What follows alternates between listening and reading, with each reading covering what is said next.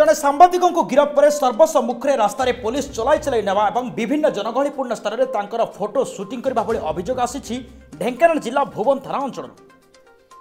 अभियोग अनुसार एक निर्दिष्ट खबर कागजर सांबादिक रवीन दास विभिन्न समय लोकाभिमुखी कार्यर सफल रूपायन पर खबर कागज सह सामाजिक गणमाध्यम पोस्ट करुले जहाँकि ठिकादार आरंभ कर प्रशासनिक अधिकारी खଣି माफिया मान व्यथित करथिला। फल योजनाबद्ध भाव में गोटे दिन में भुवन थाना दुईटी एससी एसटी मामला रुजु कर उक्त मामला को भित्ति कर पुलिस गत 7 तारिख में भुवन अंचल रवीन को गिरफ कला। गिरफ पर भुवन पुलिस आक्रोशमूलक भाव निजर हिताहित ज्ञान हराई सर्वसम्मुखें भुवन बजार मध्य चलाई चलाई नेवा सह विभिन्न स्तर में निजे थाना अधिकारी रवीन दास को फोटो उठेबाकु नहीं साधारण चर्चा जोर धरिथिला।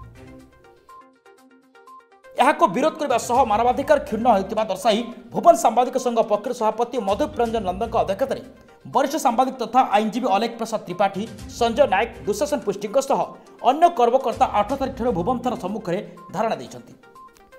9 तारिख दिन जिलार गंदिया डिजिटल मीडिया एसोसिएशन सभापति प्रदीप कुमार दास, गंदिया मिलित सांबादिक संघ सभापति क्षीरचंद्र दास, पुष्पलता सामल और कामाख्यानगर चित्तरंजन द्विवेदी नेतृत्व में समस्त सांबादिक माने उक्त आंदोलन में योगदान कर भुवन अंचल में दिनकू दिन चोरी डकाती बढ़ जाता बेले खଣି माफिया सक्रिय होती।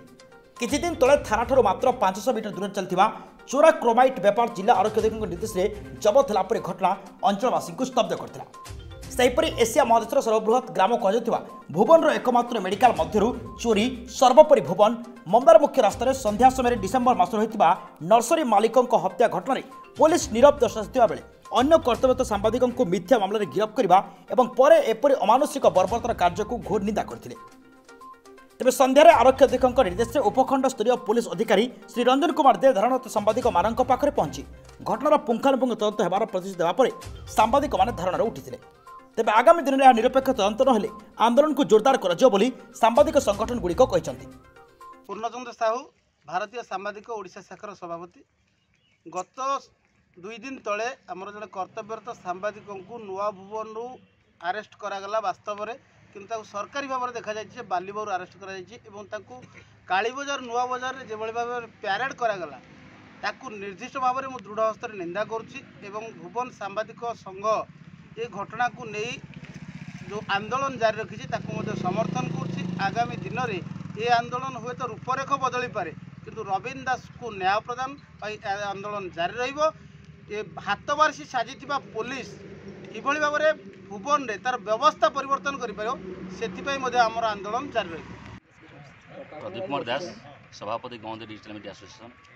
तो दुखर कथा कहवा जाए कि गत 7 तारिख दिन रवीन दास को जो भाव में पुलिस आरेस्ट कर निश्चित भाव में एक निंदनीय घटना से सांबादिक संघ भुवन आज धारणा बस रास्ता थाना सामने भरोसा अच्छी जिला एसपी ज्ञानरंजन महापात्र से अनेक डकायत चोरी तो आरंभ कर जानकारी केस पर्यंत धरुंच।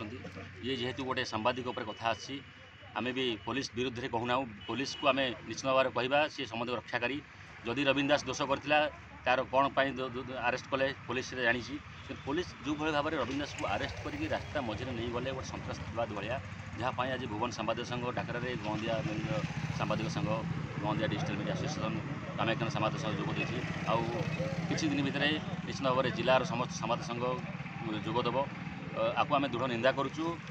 आगामी दिन आर प्रकृत तदंत करी दोषी विरुद्ध में दृढ़ कार्यानुष्ठान नापी मानव एसपी को निवेदन करूँ। सांबादिक संघ सभापति गंदिया आज आम जो बसी रवीन दास को जो भुवन थाना आईआईसी गिरफ कर प्रथम दृढ़ निंदा करूँ। जो भाव में रवीन दास को आरेस्ट करा गोटे माओवादी भाया भाविकी आरेस्ट कर ये जड़े सचोट सांबादिक जोटा भुवन अंचल नाम कहले समस्ते जानती रवीन दुखरे हो सुखरे गरीबंकर सेवा सब से कर जोटा कि सी थाना अधिकारी विरुद्ध प्राय से लिखती जोटा कि चांदा कलेक्शन करिया लगे सबु प्रकार कोईला लगे सबु प्रकार विरुद्ध में से फेसबुक रे लिखती जोटा कि आक्रोशमूल भाव में ये थाना भुवन थाना आईआईसी आरेस्ट कर। मधुप रंजन नंद भुवन सांबादिक संघर सभापति कौन कह जो आंदोलन कौन जड़े कार्यरत सांबादिक को भुवन पुलिस आईआईसी से जो भाव गिरफ कर जो ମାନବ ଅଧିକାର ଉଲ୍ଲଂଘନ କରିଛି ତାକୁ ଆମେ ସେଇ ଆଇଆଇସିଙ୍କ ବିରୁଦ୍ଧରେ ମାମଲା ରୁଜୁ ହୋଇ ତାଙ୍କ ଗିରଫ ଆମେ ଦାବି କରୁଛୁ। ଏହାକୁ ମଧ୍ୟ ମୁଁ ତୁରନ୍ତ ନିନ୍ଦା କରୁଛି। ଏଭଳି ଆଇଆଇସିଙ୍କୁ ତୁରନ୍ତ ଗିରଫ କରାଯାଉ, ଏହା ମୋର ଦାବି। ଢେଙ୍କାନାଳରୁ ବାଦଲ ମହାନ୍ତିଙ୍କ ରିପୋର୍ଟ, ସମ୍ଭବ ଟିଭି ଓଡ଼ିଆ।